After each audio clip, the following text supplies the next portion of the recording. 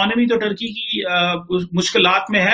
Turkey और कश्मीर का नाम इसलिए लेना बंद कर दिया क्योंकि उसकी इकोनॉमी जो है ना वो बहुत बुरी हालत में, बहुत बुरी हालत में, मतलब वाकई में ऐसी हालत में है कि अब वो सस्टेन अपने आप को शायद ही कर पाए। एर्दोगान जो कि हर जगह बोलते फिर रहे थे, कश्मीर जो कि लीडर बनने के सपने ले रहे थे, अब उनको अपनी जान बचानी भारी पड़ रही है। एर्दोगान ये सोच रहे हैं कि हो सकता है कि मैं इंडिया से कुछ हेल्प ले पाऊं। तो ये एक बड़ी कॉम्प्लेक्स सी सिचुएशन है, क्योंकि ऑलरेडी टर्की मुश्किलात में है। 21st century is all about integration.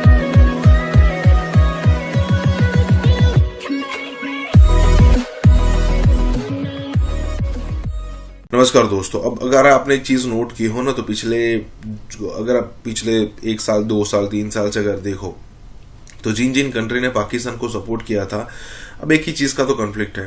हालांकि वो भी, अगर कश्मीर वाला भी कॉन्फ्लिक्ट नहीं होता तो पाकिस्तान किसी और चीज को खड़ा करके कॉन्फ्लिक्ट क्रिएट करता। लेकिन अभी जो कश्मीर वाला इशू है उसमें कई सारे कंट्री ऐसे हैं, जिसमें मलेशिया हो गया, जिसमें टर्की हो गया, जिसमें 1-2 और भी कंट्री थे, पहले यूएई और सऊदी जैसे भी कंट्री थे।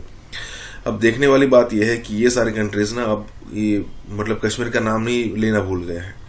उनको पता नहीं उस बात की दिक्कत लगी है या फिर उस बात की सिचुएशन हो गई है उनके लिए कि भाई घर संभालना मुश्किल हो गया है। अगर आप टर्की का देखो तो टर्की की इकोनॉमी बहुत ही बुरे हाल में चल रही है। अब सिचुएशन ये है कि सबसे पहले अगर आप स्ट्रांग होंगे तब दूसरे कंट्री का आप पक्ष ले पाओगे। मतलब यहाँ पर बात हो रही है पाकिस्तान की। अगर टर्की मान लीजिए स्ट्रांग है तो पाकिस्तान के बारे में इंडिया से बात करेगा या फिर इंडिया से फाइट करेगा। अगर खुद स्ट्रांग नहीं है तो सबसे पहले वो अपना घर संभालेगा, पाकिस्तान को याद नहीं करेगा उस सिचुएशन। यहाँ पर यही बात हो रही है। इसी के साथ ही वीडियो शुरू करते हैं। एक ऐसा दोस्त जो कि पाकिस्तान के लिए कश्मीर का राग अलापता था यूएन में, वो कश्मीर का नाम क्यों भूल गया? पाकिस्तान का वो डायलॉग कि हम तो डूबेंगे सनम तुम्हें भी डूबेंगे, वो अपने साथ टर्की को एफएटीएफ में तो ले गया। वो कश्मीर का नाम लेना क्यों भूल गया और क्यों दे दिया उसने पाकिस्तान को धोखा? उसने पाकिस्तान को धोखा इसलिए दे दिया और कश्मीर का नाम इसलिए लेना बंद कर दिया क्योंकि उसकी इकोनॉमी जो है ना वो बहुत बुरी हालत में, बहुत बुरी हालत में, मतलब वाकई में ऐसी हालत में है कि अब वो सस्टेन अपने आप को शायद ही कर पाए। क्योंकि एफएटीएफ की तरफ से उस पर लग गए हैं बहुत सारे सैंक्शंस, यानी कि बहुत सारी चीज़ें उस पर लग चुकी, ग्रे लिस्ट में आ चुका है वो। और इसके सैंक्शन मतलब सैंक्शंस एफएटीएफ की तरफ से नहीं है, ग्रे लिस्ट में आ चुका है। और ग्रे लिस्ट में आने के बाद कंट्रीज अपने आप रेस्ट्रिक्ट कर लेते हैं, इन्वेस्टमेंट्स आसानी से नहीं आती, और वो इन्वेस्टमेंट जिसकी इस तुर्की को ज़रूरत बहुत थी। अब पाकिस्तान को ये लग रहा था कि तुर्की की तरफ से हम कुछ करेंगे इकोनॉमी खत्म हो जाएगी। और एर्दोगान जो कि हर जगह बोलते फिर रहे थे, कश्मीर जो कि लीडर बनने के सपने ले रहे थे, अब उनको अपनी जान बचानी भारी पड़ रही है।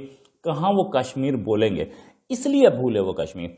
और बताता हूं आपको मैं, तुर्की को $200 बिलियन चाहिए सालाना अपने करंट अकाउंट डेफिसिट को संभालने के लिए। उसका करंट अकाउंट डेफिसिट $200 बिलियन का है। $200 बिलियन कहां से आएंगे? एर्दोगान को इंपैक्ट कर रहा है और एर्दोगान के दोबारा इलेक्ट होने के चांसेस कम होते जा रहे हैं। इनफैक्ट कश्मीर से तो नहीं आएंगे। अगर वो सोच रहा है, एर्दोगान ये सोच रहे हैं कि हो सकता है कि मैं इंडिया से कुछ हेल्प ले पाऊं, इंडिया से कुछ मुझे मिले, क्योंकि इंडिया बहुत एक्सपोर्ट भी करता है, बहुत इंपोर्ट भी करता है। और एक इस समय तो एर्दोगान के लिए एक बिलियन डॉलर बहुत कीमती है ना। तो वो उस पर्सपेक्टिव को रख के आज शायद ये सोच रहे हैं कि इंडिया से दुश्मनी ना ली होती तो ज्यादा अच्छा था, क्योंकि इंडिया से मुझे बहुत सपोर्ट मिल सकता था। खैर, इसके बाद इन्फ्लेशन 19% पे है महंगाई, जो कि यूरोप में हाईएस्ट है और वर्ल्ड में 10वें नंबर पे सबसे ज्यादा हाई है। तो ये इमरान खान के दोस्त हैं, इनकी सिचुएशन बहुत बुरी हालत है इनकी। के जो तुर्की के सदर हैं वो गुस्से में है क्योंकि एफएटीएफ ने इनको ग्रे लिस्ट में डाल दिया है। और इनको पता है कि ग्रे लिस्ट में जो डाला गया है वो किसी वजह से डाला गया है। और लेकिन उनकी जो पाकिस्तान में भी उनके जो काम थे वो भी बंद कर दिए गए, टर्की स्कूल भी पाकिस्तान में बंद कर दिए गए और टर्की के कहने पे किए गए, क्योंकि पाकिस्तान और तुर्की के ताल्लुकात बहुत अच्छे हैं। और वो जो डिफरेंट फोरम वगैरह, रूमी फोरम इस तरह के वो चलाते थे, वो सब बंद कर दिए गए। अभी देखना यह है कि टर्की, जिसके आए रोज कोई ना कोई यूरोप के साथ भी मसला रहता है, वो नाराज हो गया है कि जो हमें मगरब जो है वो टारगेट कर रहा है। ये जो प्रेशर है टर्की के ऊपर ये बड़े पुराने हैं, लेकिन समहाउ टर्की की इकोनॉमी जो है वो फ्लरिश कर रही थी, और टर्की क्योंकि एक अच्छी टूरिस्ट डेस्टिनेशन भी समझा जाता है, बहुत सारे जो यूरोपियंस हैं वो यूरोप में टूरिज्म की बजाय वो टर्की आते हैं क्योंकि टर्की सस्ता है और अच्छी टूरिज्म है वहां पे। तो इसलिए टर्की को, खैर इकोनॉमी तो टर्की की मुश्किलात में है, को ऊपर से फिर मुस्लिम दुनिया में भी चैलेंजेस हैं। पाकिस्तान को मिलिट्री हार्डवेयर दे रहा है, थोड़ा थोड़ा पैसा कमा रहा है, लेकिन पाकिस्तान के पास खुद के पास नहीं, कहां से देगा? तो चीन की ओर दोनों देखते हैं। चीन खुद अपनी क्राइसिस में फंसता जा रहा है, चाहे वो प्रॉपर्टी क्राइसिस हो या कोल क्राइसिस हो, वो सारी चीजें। अभी चीन में और भी क्राइसिस हैं जो हमें दिख नहीं रही हैं। ये एर्दोगान साहब, एर्दोगान को ये लगता था कि मैं इस्लामिक वर्ल्ड का नेता बनूं।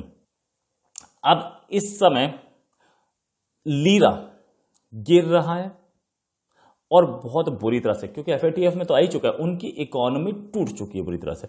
लीरा करीब 15% एक दिन में गिरा था, आज नहीं, कुछ टाइम पहले, जब एर्दोगान ने अपने सेंट्रल बैंक के चीफ को सैक कर दिया था और उसकी जगह कुछ इस्लामिक प्रिय बंधु बैठा दिए थे।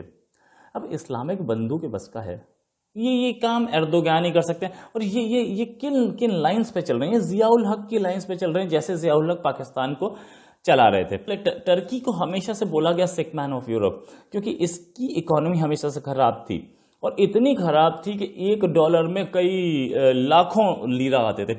एफएटीएफ से अगर ये बाहर नहीं निकल पाया और इन्वेस्टर कॉन्फिडेंस लूज होता चला गया तो ये बिल्कुल खत्म हो जाएगी। एक तरफ ईरान है, एक तरफ सऊदी अरब है, एक तरफ वो खुद हैं, और वो ऑटोमन अरब्स और पर्शियन का जो मसला है ये भी बड़ा पुराना है, और इसमें टर्की जो है वो ईरानियों को भी जो है वो सेट असाइड करना चाहता है, उधर से जो है वो क्या नाम है, अरब्स को भी सेट असाइड करना चाहता है। इकोनॉमी पहले ही थोड़ी जो है वो उल्टी खराब हुई है बिकॉज ऑफ माइग्रेंट्स, वहां पे जॉब्स के बड़े इश्यूज हैं। सो ये जो फिर टर्की आए रोज कोई ना कोई ये थ्रेट्स भी देता रहता है, कोई ना कोई ऐसी बातें करता रहता है जिससे जो वेस्टर्न कंट्रीज हैं वो थोड़े नाराज रहते हैं। और दूसरा, टर्की की चॉइसेस भी कंट्रोल करने की बातें की जाती हैं कि मगरब इनकी चॉइसेस कंट्रोल करना चाहता है।